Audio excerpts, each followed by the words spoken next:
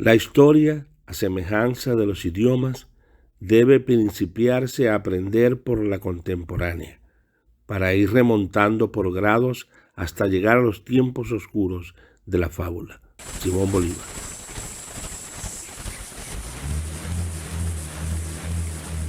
El pueblo de Paraute, ubicado en la costa oriental del lago, es el poblado más grande del pueblo añú en esa franja del lago de Maracaibo. Es un pueblo ancestral, de presencia milenaria. Paraute, en el idioma del añú nuku, significa ser o estar en las aguas. Y es un pueblo con una historia incluso registrada en los documentos de los invasores europeos que llegaron al lago y que tuvieron que luchar con ese pueblo, igual que con el pueblo añú de toda la cuenca del lago de Maracaibo, de las islas del Moján, de Toas, de Zapara, porque el pueblo añú no aceptaba la presencia de aquellos invasores que querían apoderarse de su patria. Y como he dicho muchas veces, la resistencia añú en el lago de Maracaibo a la invasión europea duró desde el 24 de agosto de 1499 hasta el 26 de junio de 1607, cuando ejecutan al último jefe de esa resistencia, al cacique Nigales y sus compañeros. Pero el pueblo de Paraute también estaba incorporado en esa lucha, desde la misma llegada de los europeos. Los caciques, para ese momento de 1607, Matabuelo y Camiseto, fueron también ahorcados en el cuartel de los españoles en el puerto de Maracaibo. El pueblo de Paraute fue incendiado por Juan Pacheco Maldonado, el militar, el capitán español que vino a destruir la guerrilla de los añú. Por eso he dicho que la estrategia del imperialismo petrolero de destruir a Paraute con el incendio ese del 13 de noviembre de 1939 repite la estrategia colonialista que ya en marzo de 1607 incendió también a Paraute. El pueblo añú es el original habitante del lago Maracaibo. Es la nación de origen arahuaco que con 14.000 años de antigüedad en la zona, con presencia en la zona del lago, en la cuenca del lago, se fue decantando en ese pueblo originario llamado Añú, el cual asimismo se considera hijo de la madre agua, Winton Choñi, se dice en el idioma añú nuku, que es el idioma del pueblo añú. Es el pueblo que sufrió el impacto directo de la invasión europea durante un siglo de resistencia. Es el pueblo que sufrió el impacto directo del imperialismo petrolero, también que se cumple un siglo de explotación comercial en diciembre de 2022. Y es el pueblo que sufrió también el impacto del cemento, la petroquímica y la contaminación del lago, presente aún resistiendo. Toda la historia, toda la verdad sobre el pueblo añú nos fue negada, fue borrada, fue invisibilizada, incluso la contemporánea. El incendio de Paraute, llamado por los criollos Lagunillas de Agua, ocurrido el 13 de noviembre de 1939, un genocidio en pleno imperialismo petrolero, fue negado, fue ocultado. Ni siquiera hoy en día se da a conocer en las escuelas, en los institutos que estudian la historia. Se ha negado, se ha borrado.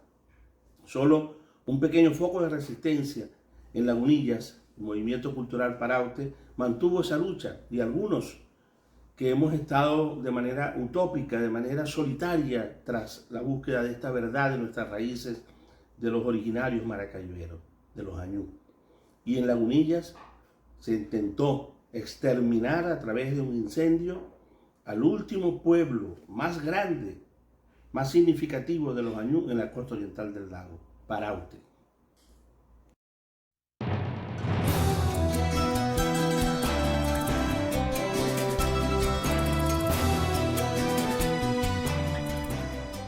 El diario Panorama, el más importante de la región y que ya tenía 25 años de existencia, por supuesto dio cobertura, abriendo páginas en titulares con la espantosa tragedia de Lagunillas de Agua. Dio cobertura a detalles al tema de las donaciones, múltiples donaciones de instituciones, de particulares, incluso internacionales, hasta de la Cruz Roja, Dineros, por cierto, que la descendencia de las víctimas no sabe dónde fueron a parar. Y en ese momento hubo muchos cuestionamientos por parte de la sociedad, de los trabajadores, de los sindicatos, de los familiares de las víctimas sobre que esos dineros nunca llegaron. El dictador de turno sabrá él qué se hizo con esos recursos. Panorama había dado cobertura a los incendios del 1932 y 35 y por supuesto es una referencia obligada para esta investigación.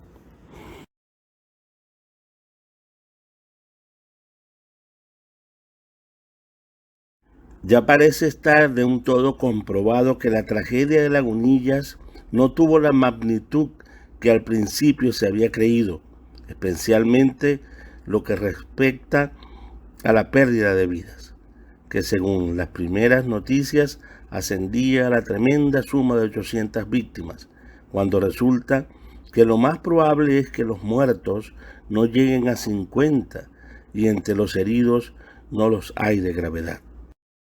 En el caso del periódico El Universal de Caracas, comenzó a reseñar la tragedia a partir del día 15 en función de los reportes que tenía del gobierno y del diario de Maracaibo, Panorama.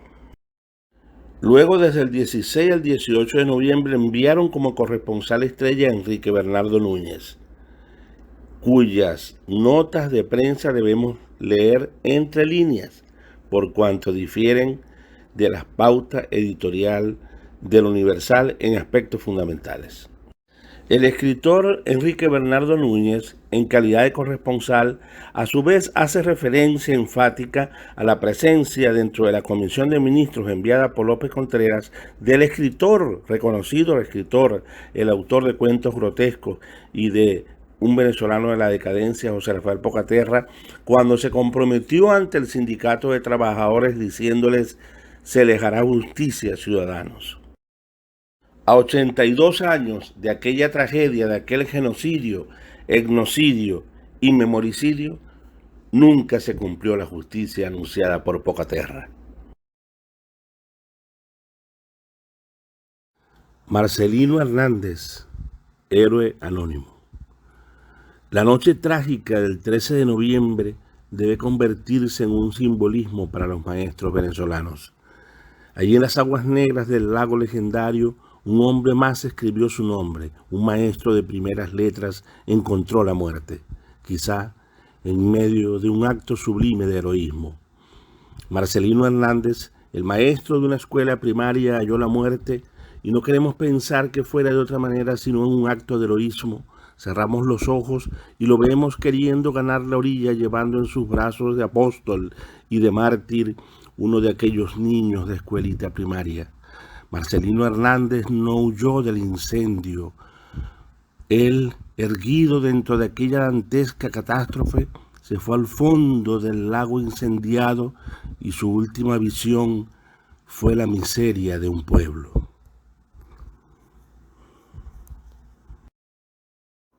Quienes queremos seguir ahondando en la búsqueda de la verdad esa que dejaron enterrada en el lago, debajo de las instalaciones petroleras, de ese crimen de lesa humanidad, etnocidio, genocidio, memoricidio, porque nos negaron hasta el derecho a conocer. Nos interesa mucho destacar el testimonio de un venezolano insigne, Jesús Farías, un luchador revolucionario que se vino joven a Lagunillas, a Paraute, a hacer un trabajo de la organización de la clase trabajadora, de los nuevos sindicatos. Ese testimonio invaluable desenmascara toda la versión oficial sobre aquel funesto incendio de Lagunillas de Agua. Como los peligros aumentaban, empezamos a reclamar ante las autoridades y ante la Gulf, empresa responsable del reventón.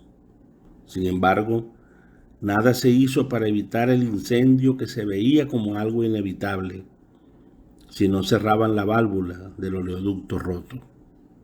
A eso de las 8 de la noche estalló un violento incendio y cubrió miles de metros cuadrados de superficie sobre las aguas y debajo de las casas de madera levantadas sobre estacas. Este fuego atrapó a miles de hombres, mujeres, niños y ancianos. Algunas personas salvaron sus vidas partiendo el agua adentro en cayucos.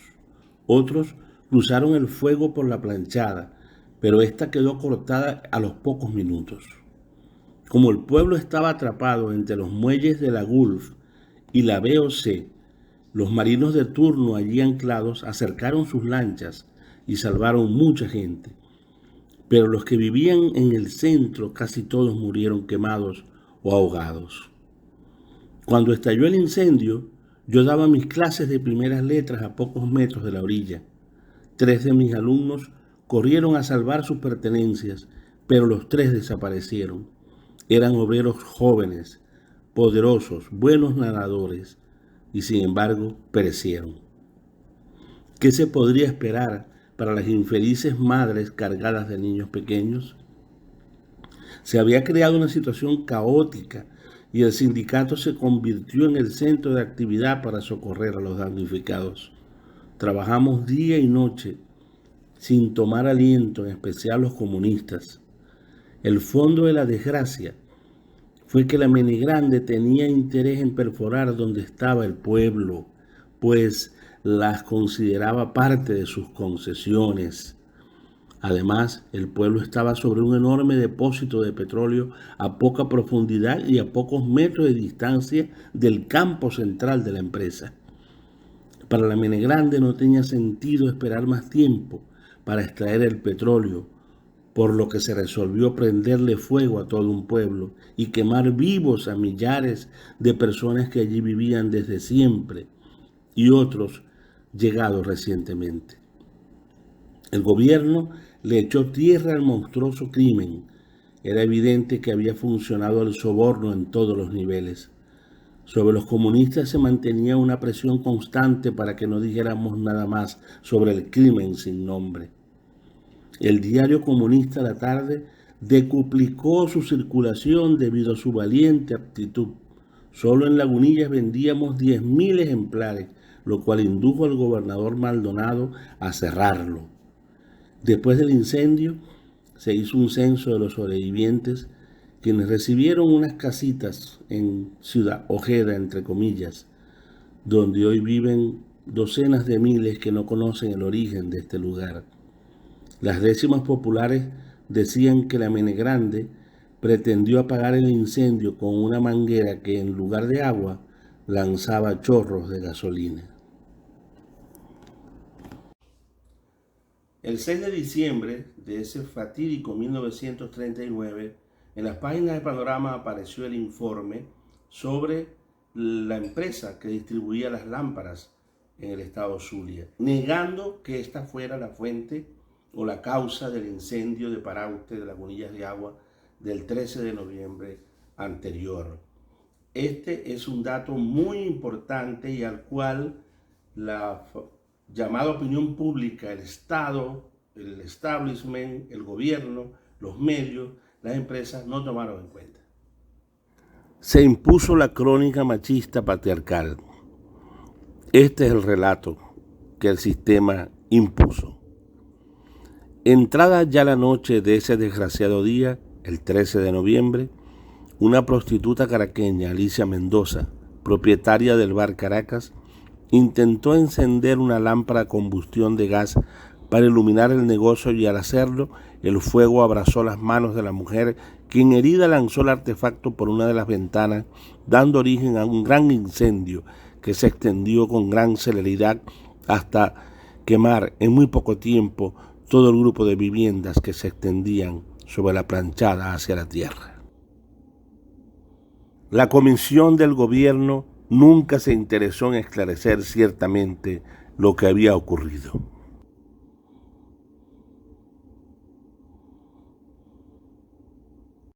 Y no lo tomaron en cuenta porque quisieron imponer desde la visión patriarcal, machista, brutal que dominaba la sociedad y que aún persiste, la culpa de la mujer de Alicia Mendoza, a la que quisieron convertir en la única causante de aquel incendio que realmente provocaron las transnacionales petroleras. El único documento audiovisual de que disponemos sobre el incendio de Paraute lo hicieron periodistas norteamericanos. Impactantes imágenes.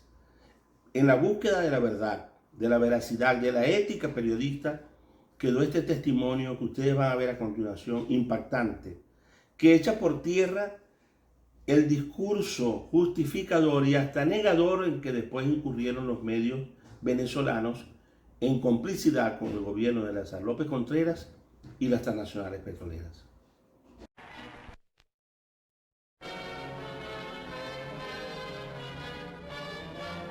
A ghost town is all that remains of Lagunillas, which a few hours ago was a community of poverty-stricken squatters. Una ciudad fantasma es todo lo que queda de Lagunillas. Lo que hace unas horas era una de las comunidades más pobres viviendo sobre uno de los campos petroleros más prósperos en Venezuela. Una ciudad de unas 2.000 casas fue destruida cuando el fuego quemó la capa de petróleo que había en la superficie del lago Maracaibo. Grúas levantan escombros y botes buscan los cuerpos. Solo una quinta parte de la población escapó de la muerte o daños. Son tantos los fallecidos que ponen a los cuerpos en cajas, unos encima de los otros, en las calles. Al menos 500 de los 2.000 murieron. Y esos que no murieron vuelven al trabajo 2 días después del holocausto. Las máquinas vuelven a trabajar en una ciudad que ya no existe.